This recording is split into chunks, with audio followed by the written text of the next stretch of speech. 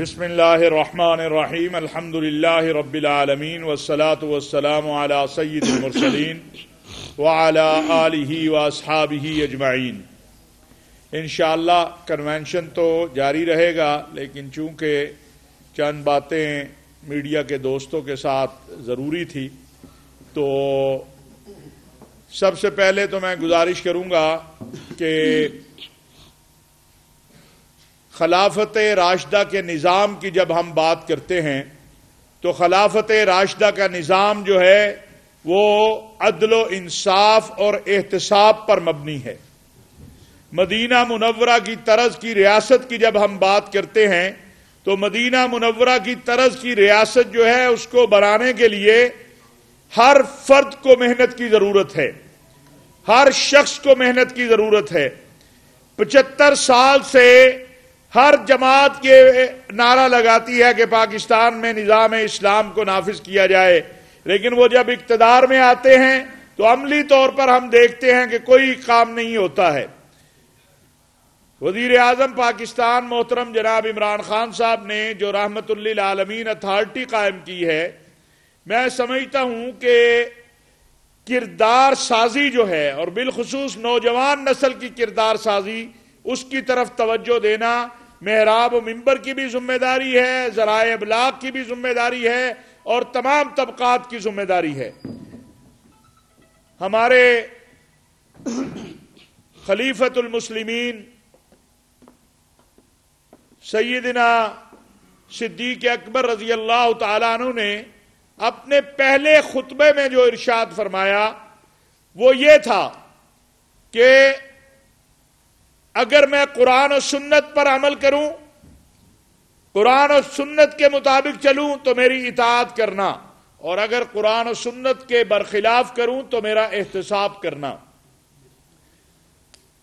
یہ بنیاد ہے مدینہ منورہ کی طرز کی ریاست کی، جہاں پر کوئی بھوکا نہیں سوتا، جہاں پر ابھی یہ جو پناہ گاہیں اور یہ سلسلہ شروع کیا خان صاحب نے، تو بڑی تنقید کرنے والے کرتے ہیں، لیکن سچی بات یہی ہے کہ اسی مار روڈ کے اوپر ہم یہ بات دیکھتے تھے کہ سردیوں کی راتوں میں لوگ لیٹے ہوتے تھے اور کوئی ان کو کمبل دینے والا بھی نہیں ہوتا تھا۔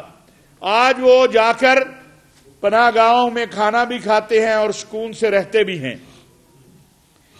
اسی طرح پیغام پاکستان جو ایک آئین پاکستان کے بعد ایک متفقہ دستاویز ہے، وہ ایک ضابطہ اخلاق ہے جس پر پاکستان کے تمام مکاتب فکر اور مذاہب کے قائدین نے دستخط کیے ہیں۔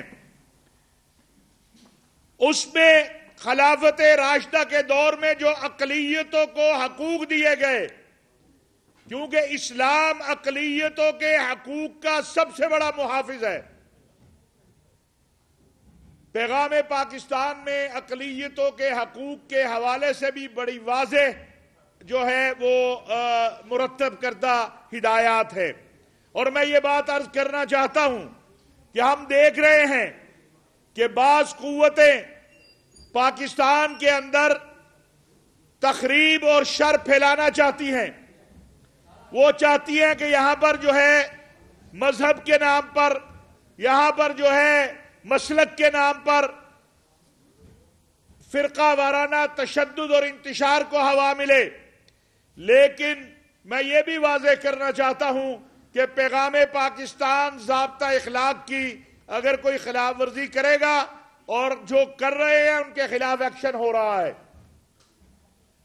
متحدہ علماء بورڈ کے تحت الحمدللہ ہم نے 116 مقدمات کے 116 کیسوں کے فیصلے کیے ہیں، اور کل کے دن میں بھی ہمارے پاس مختلف اداروں کی طرف سے توہین ناموس رسالت، توہین صحابہ اور اس حوالے سے جو کیسز آئے ہیں، تمام مکاتب فکر کے علماء اس پر جو ہے عدالتوں کی اور جو تفتیشی ادارے ہیں ان کی رہنمائی کر رہے ہیں، اور انشاءاللہ آپ دیکھیں گے کہ یہ پیغام پاکستان جو ہے یہ ہم اب گراس روٹ لیول پر یونین کونسل سے لے کر مرکز تک ہم اس کو لے کے جا رہے ہیں۔ کیونکہ ہم سمجھتے ہیں مسائل کا حل مکالمے سے ممکن ہے، مسائل کا حل تشدد سے ممکن نہیں ہے، مسائل کا حل قانون کی بالادستی میں ہے، اور کوئی مذہب کوئی مسلک اس کی اجازت نہیں دیتا کہ آپ دوسرے کے مقدسات کی توہین کریں۔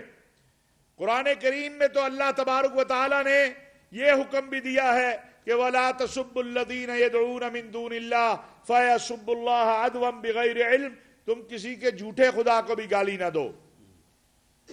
یہ کسی کو غلط فہمی نہیں رہنی چاہیے کہ پاکستان کے علماء، مشائخ اور حکومت اور سلامتی کے ادارے جو ہیں وہ شر پھیلانے والے جو ہیں یا ملک کے اندر انتشار پھیلانے والے جو ہیں ان کی کوششوں کو یا ان کی سازشوں سے آگاہ نہیں ہیں۔ ہم سب سے اپیل کرتے ہیں کہ پیغام پاکستان ضابطہ اخلاق پر عمل درآمد کیا جائے۔ الحمدللہ میں فخر سے یہ بات کہہ سکتا ہوں کہ تقریباً 500 نصابی کتب کو جو ہے 500 نصابی کتب کو متحدہ علماء بورڈ نے دیکھا، اور اگر ان میں کوئی ایسا مواد تھا کہ جس سے انتشار پھیلے، فساد پھیلے، تو اللہ کے فضل و کرم سے ہم نے اس کو ختم کیا ہے اور ایک ایسا نصاب دیا ہے، پہلی کلاس سے لے کر 5ویں تک موجودہ حکومت نے جو یکساں نصاب، ایک ایسا نصاب ہے جس میں کہیں کسی مسلک کے، کسی مذہب کے اکابرین کی توہین نہیں ہے۔ اور یہ ایک پراپیگنڈا کیا جاتا ہے کہ ہم جبراً غیر مسلم طلباء کو اسلامیات پڑھانا چاہتے ہیں۔ کوئی جبراً غیر مسلم طلباء کو اسلامیات نہیں پڑھانا چاہتا، ان کے لیے علیحدہ ان کے مقدسات کے مطابق نصاب طے ہوا ہے۔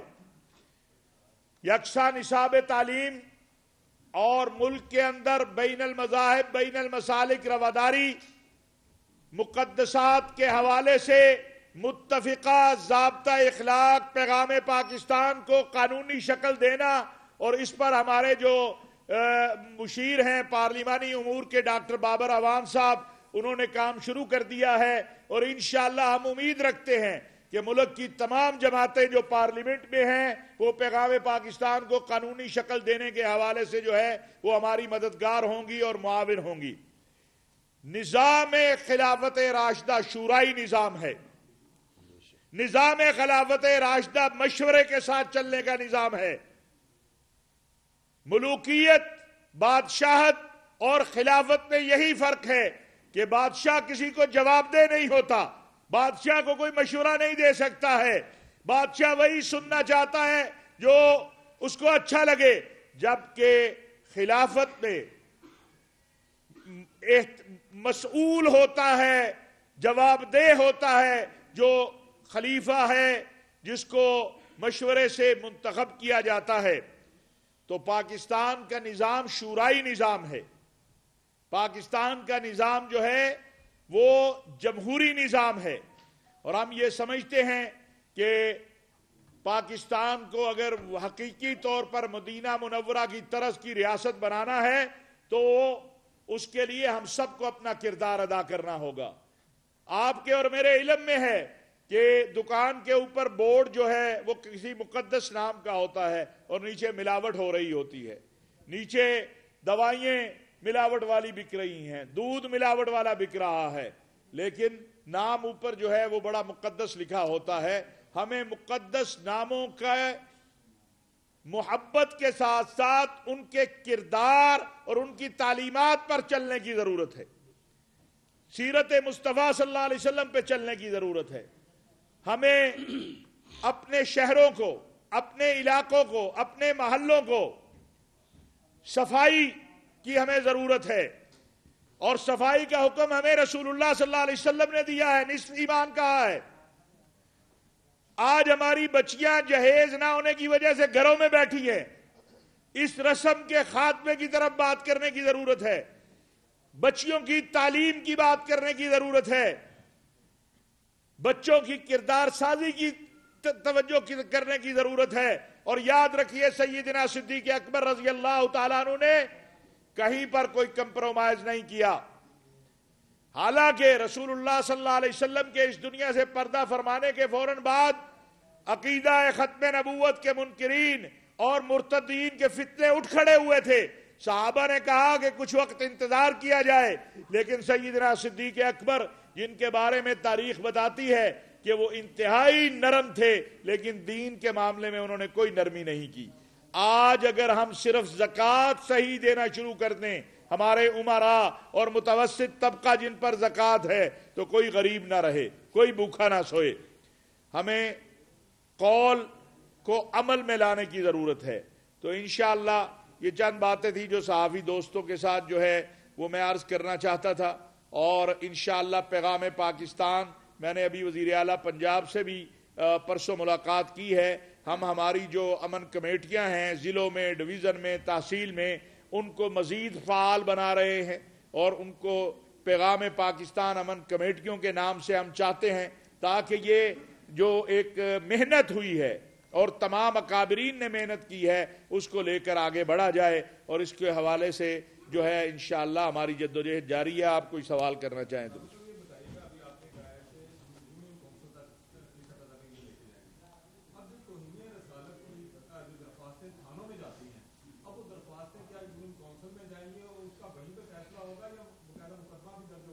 نہیں، آپ نے مکس کر دیا چیزوں کو. ہم نے کہا ہم پیغام پاکستان جو امن کمیٹیاں ہیں یہ یونین کونسل میں لے جا رہے ہیں، وہاں پر. ویسے بھی آپ یاد رکھیے کہ کوئی اپلیکیشن اگر تھانے میں توہین رسالت یا توہین صحابہ کے حوالے سے آتی ہے تو وہاں پر مشاورت بھی ہوتی ہے، اور ایس پی سطح کا جو افسر ہے اس کے ہاں اس کی انکوائری ہوتی ہے. یہ بڑا حساس مسئلہ ہے، لیکن یہ اس سے منسلک نہیں ہے. یہ تو ملک کے اوورہال امن اور استحکام اور رواداری اور اس سے منسلک ہے.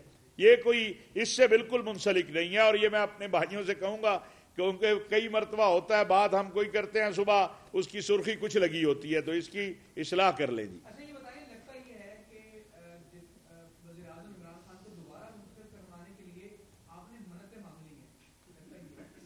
بات یہ ہے ہم تو اللہ پہ یقین رکھتے ہیں، اور اللہ جس کو عزت دے اسے کوئی گرا نہیں سکتا ہے. تو انشاءاللہ پاکستان کی عوام نے منتخب کرنا ہے. اور آپ کو ابھی سے کیوں فکر ہو رہی ہے؟ ہم تو اللہ پر یقین رکھتے ہیں اور اللہ کے رسول صلی اللہ علیہ وسلم کی تعلیمات پر چلنا چاہتے ہیں. تو آپ کو اس سے کیا پریشانی لاحق ہو گئی ہے ابھی سے؟ ابھی بڑا وقت ہے انشاءاللہ تعالی. اور یہ قوم جو ہے عمران خان صاحب کو دوبارہ منتخب کرے گی. آپ دیکھیے میرا یہ سبجیکٹ نہیں ہے، لیکن معاشی اعتبار سے پوری دنیا تسلیم کر رہی ہے کہ پاکستان کے اندر انڈسٹری جو ہے اس میں اس وقت جو ہے ماشاءاللہ ترقی کی طرف گامزن ہے. زراعت کا شعبہ دیکھیں، ہاں ہمارے جو تنخواہ دار طبقہ ہے وہ متاثر ہوا ہے، لیکن انشاءاللہ تعالی محنت اور کوشش جاری ہے اور ان کے لیے بھی بہتری آئے گی. تو آپ ابھی پریشان نہ ہوں، عمران خان صاحب کہیں نہیں جا رہے.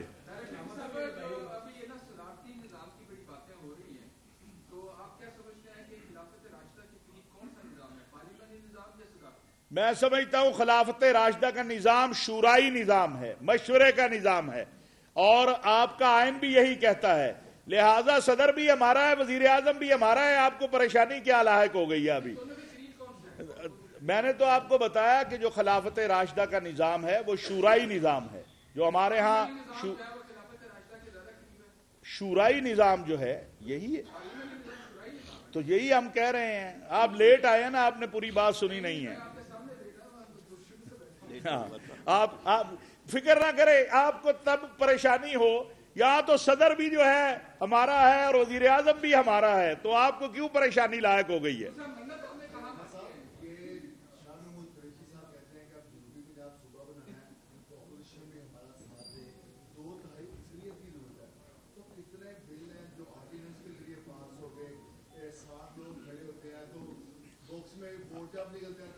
اچھے کاموں میں اپوزیشن کو ساتھ دینا چاہیے. شاہ محمود قریشی صاحب اپنے لیے تو نہیں کہہ رہے نا. ادھر آ جائیے جی.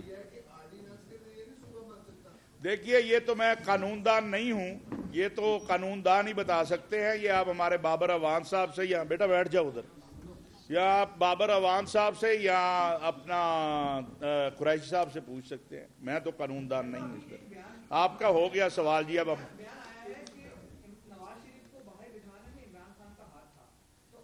آپ اصل میں پورا بیان نہیں پڑھتے نا، تو آپ ذرا پورا پڑھ لیں پھر میرے سے سوال کر لیں، تاکہ آپ پورا اس کو پڑھ لیجئے، اور رات اس کا جو ہے اس کو واضح بھی کر دیا گیا کہ وہ کیا ہے بیان، آپ پورا اس کو دیکھ لیں اسد عمر صاحب کے بیان کو، تاکہ آپ کو پتہ چل جائے۔ بار بار ایک بات آ گئی، اس کو دہرانا نہیں چاہیے۔ جزاک اللہ خیر۔